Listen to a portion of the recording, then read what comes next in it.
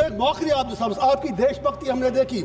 जब वंदे मातरम पर डिबेट था, कोई नहीं था यहाँ पर, हमें आप क्लास में बिठा के रखते हैं, भाग जाते हैं। बात तो सुनिए, मैं भी त्योहार जा रहा हूँ, ये घर जा रहे हैं अपने, रहम तो कीजिए मुझ पर, भूख हड़ताल पे हूँ सुबह से, कुछ तो रहम कीजिए। आप तालीम मत बजाइए, मुझे आपसे अब दो बातें करनी है।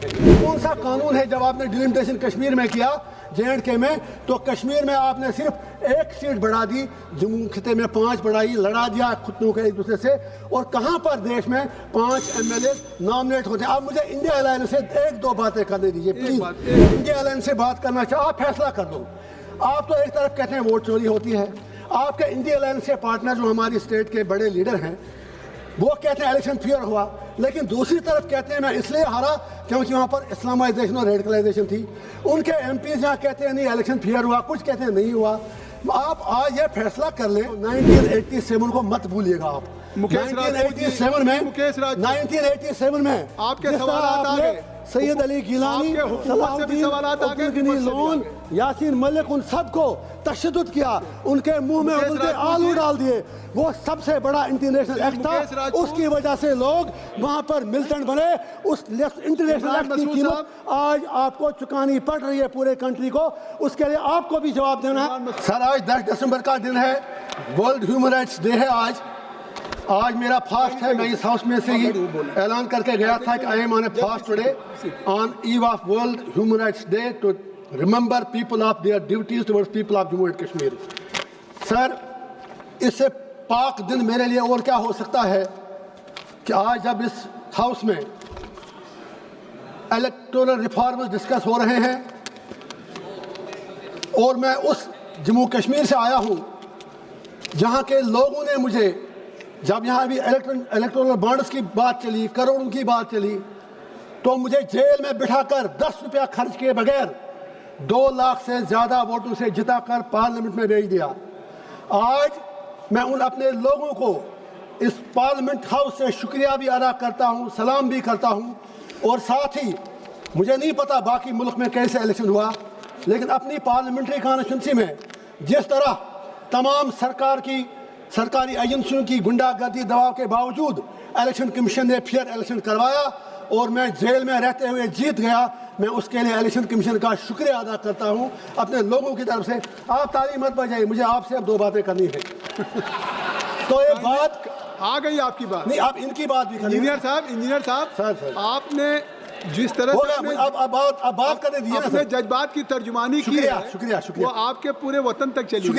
शुक्रिया सर। अब मुझे इनसे भी बात करें, इनसे प्लीज आज खुदा के वास्ते मुझे आज 2-4 मिनट दीजिए। इंशाल्लाह बहुत ही इंपॉर्टेंट बात है, बहुत ही इंपॉर्टेंट बात है।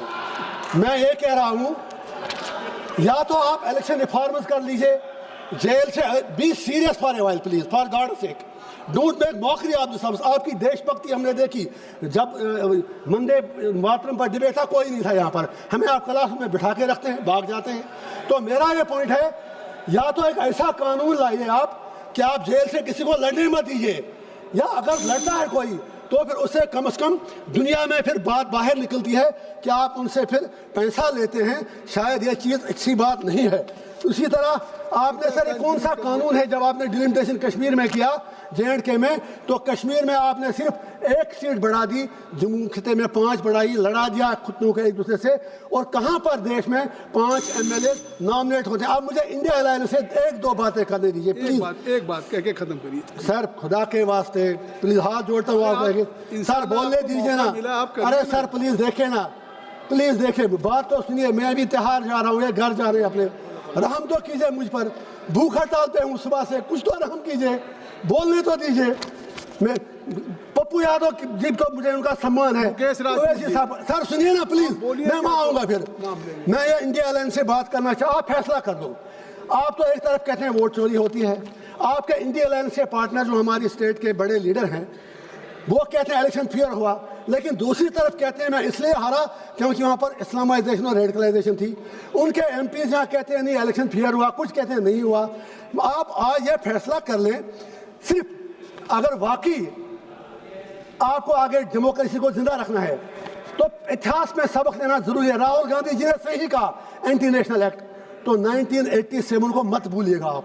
1987 में आपके सवाल आ गए, सैयद अली गिलानी, आपके हुकूमत से भी सलाहुद्दीन, सवालात आ गए, अब्दुल गनी विपक्ष से भी आ लोन, गए। यासीन मलिक, उन सबको तशद्दुद किया, उनके मुंह में मुकेश उनके राजपूत आलू जी- डाल दिए। वो सबसे बड़ा इंटरनेशनल एक्ट मुकेश था, राजपूत- उसकी वजह से लोग वहां पर मिलिटेंट बने। उस इंटरनेशनल इमरान एक्ट की मसूद कीमत साहब। आज आपको चुकानी पड़ रही है पूरे कंट्री को। उसके लिए आपको भी जवाब देना है। इमरान मसूद साहब, धन्यवाद अध्यक्ष जी। माननीय अध्यक्ष जी, आज जिस विषय के ऊपर हम बोलने के लिए यहाँ खड़े हैं शुक्रिया। वो बेहद गंभीर है।